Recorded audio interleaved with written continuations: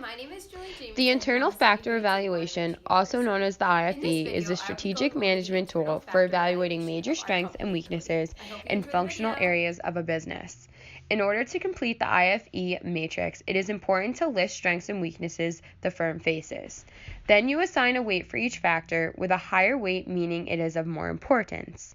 It is important you make sure that all the weights for the strengths and weaknesses equal to 1. Then you assign a rating of 1 to 4 assigned to each factor. 4 means a major strength, 3 a minor strength, 2 a minor weakness, and 1 a major weakness. Finally, you find the weighted score by multiplying the weight by the rating, and you total them all up. When we first analyzed Cody's internal factor evaluation, we compiled a list of approximately 14 different things combined. The main strengths we found were similar prices compared to competitors, dedication to diversity, research and development, licensing, ability to grow, reputation, innovation, organizational structure. However, when we focused on the weaknesses, we found that Cody has more depth than competitors, profitability lacks when compared to competitors, turnover ratio was high, which means they're holding onto more inventory than it needs, supply chain issues, dependence on retail stores, and limited distribution channels.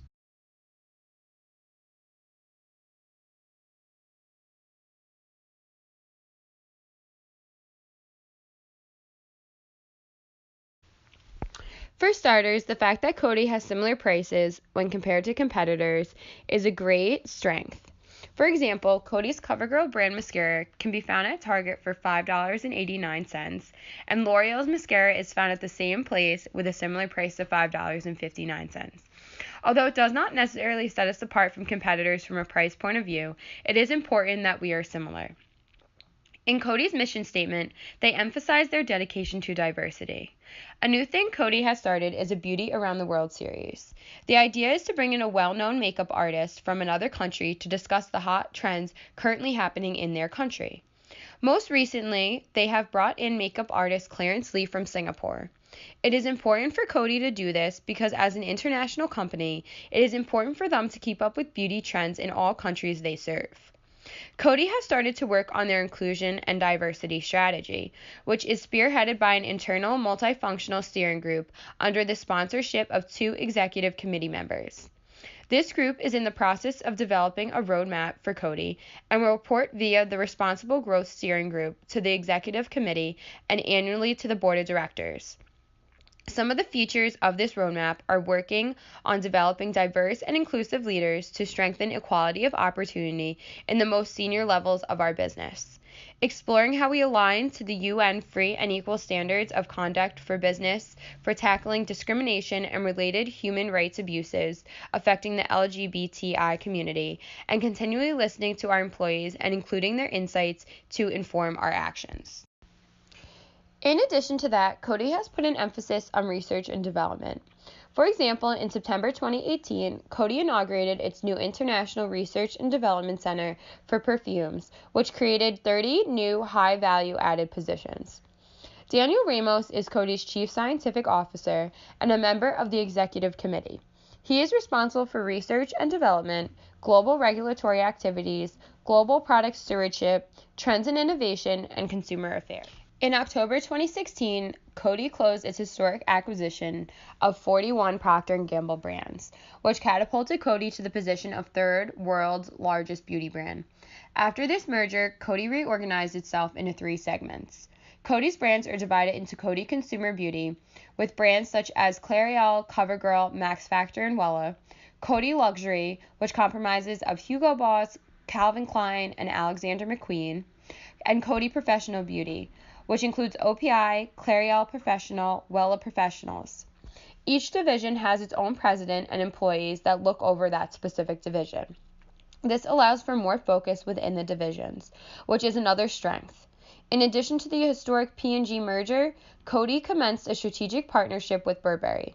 Cody acquired an exclusive long-term global license rights for Burberry Beauty luxury fragrances, cosmetics, and skincare. Innovation is something that Cody has been really focusing on in recent years. In December 2018, Coty introduced a revolutionary fragrance discovery experience that mixes touch, smell, sound, and sight for a fully immersive journey across the world of fine fragrances. Unveiled for the first time in Buenos Aires, Argentina, the experience helps shoppers explore Coty's luxury fragrance portfolio and find their perfect scent match. Shoppers wear a virtual reality headset and pick up one of 7 different scent stones, which each represent a unique olfactive territory. The user is then propelled into an immersive universe which brings the specific olfactive territory to life through the scent and textured stone, 3D visuals, and sound. Shoppers can then discover their perfect fragrance match based on their preferred territory. The innovation use of mixed reality allows shoppers to remain in the store environment while providing an additional layer of magic and otherworldliness that the fragrance category is known for. In addition to the revolutionary fragrance discovery experience, Coty has launched the first at-home hair care color action for the Google Assistant on Google Home smart speakers and smartphones. The Clairol Color Expert provides consumers a hands-free, voice-activated guide to the entire at-home hair care color process, from finding the right shade at the shelf to applying color, reapplication, and aftercare at home. This step-by-step service is perfect for first-time and repeat colorists and is easily accessible. Just say, "Hey Google, talk to Clairol." The Clairol Color Expert builds on Coty's digital innovation strategy, which focuses on insight-driven, consumer-first, and category-level solutions to consumer problems through the emerging technology and new platforms. When it comes to Coty's weaknesses, it is important to highlight what we feel like Coty can work on. Coty definitely lacks in profitability when compared to its competitors. Coty is falling hard behind their competitors in terms of profitability, but this could be due to their P&G acquisition. They have experienced massive expenses to acquire these brands in order to grow.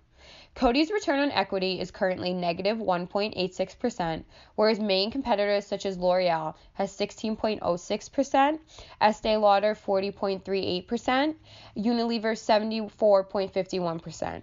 This is a huge gap when it comes to return on equity compared to main competitors.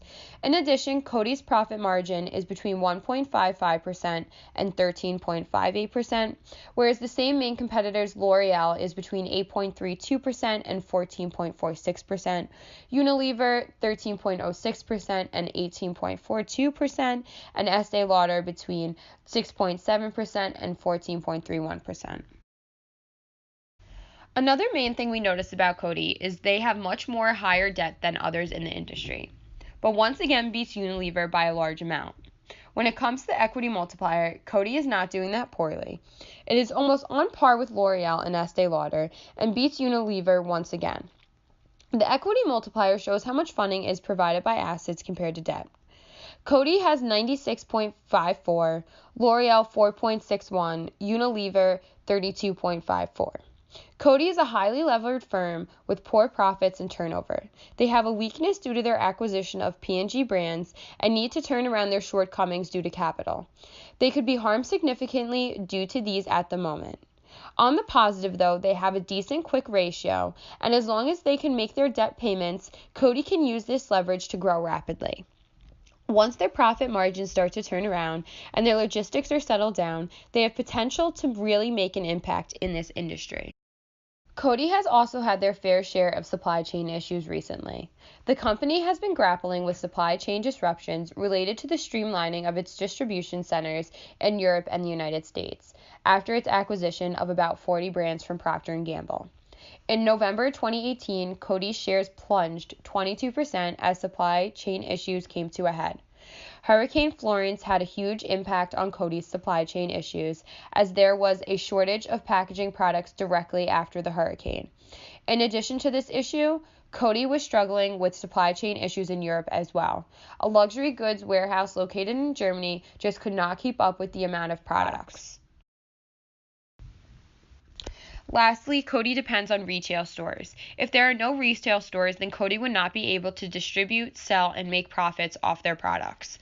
Coty does not have their own stores, so in addition to depending on those retail stores, they have to compete with other brands within those stores. After we considered all these strengths and weaknesses, we put together our IFE matrix. In terms of strengths, we weighted ability to grow, research and development, and prices similar to competitors higher up on the matrix than some of the other strengths we compiled. In terms of weaknesses, we weighted supply chain issues, turnover ratio, which means Coty is holding on to more inventory than it needs, and lack of profitability higher up on the matrix